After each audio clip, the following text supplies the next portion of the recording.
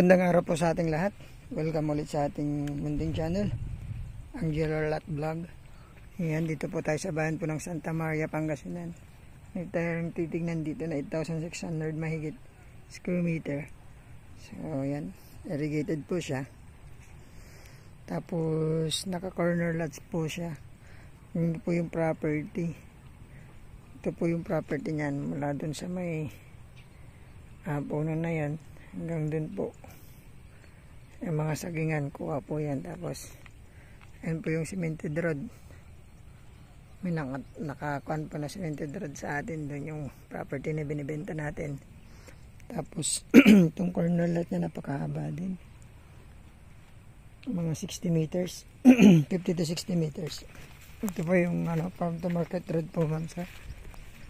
Dito po tayo sa bandang likod. Punta tayo mamaya doon sa may cemented road. So hanggang dyan po yung property. Ayan po. Tapos pa ganun. Lagarin po natin hanggang doon. So hanggang po ito. Yung may kuryente po. Mga nasa 500 meters. Ang layo po ng kuryente. May mga kabahayan po dyan. Pwede pong magpatayo ng bahay dito kasi wala pong baha. Kagandahan nito, hindi po napapatid po ang tubig dito, yung irrigation niya. So rice po ang pagtanim po nila ng palay sa lugar na ito. Dalawang title po pala ito, ma'am sir. Kaya binibenta na ni kuya, hindi na po maharap din magtanim. Tapos kailangan din daw po nila ng pera. Sana magustuhan nyo po. Bayan po ng Santa Maria, Pangasinan. Sa mga naghanap po ng rice land, napakagandang rice land, corner lot, tapos tutok po sa irrigation sa so hindi na po kailangan ng tubig, haharangin na lang, papasok po yung ating tubig sa ating mga palayan. So ang lakas po ng irrigation nila. Ayan po. Yun, doon po tayo galing. Ito na po yung property. Ayan, lakas po ng kanilang tubig sa lugar po na ito.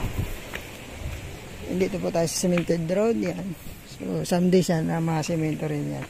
So yun po yung property natin. So may corner lot po na sa harap may mga 5 meters, tapos pahaba mga 50 to 60 meters na po. Ito po yung kagandahan po nito, rice land. Doon po tayo galing kanina, ma'am sir. So sana magustuhan po ninyo. Bayan po ng Santa Maria, Pangasinan. Accessible po, puro simentado po yung daan na papunta dito, property. So hanggang bayan po ng Santa Maria, saglit lang po ito, mga 5 to 8 minutes nandito ka na po. So dalawa po ang daanan nito papuntang Teplex. Pwede kang duman dito po, doon sa Balongaw po, labas po ng Rosales. So maraming salamat po. Ang asking ni seller dito 200 per square meter.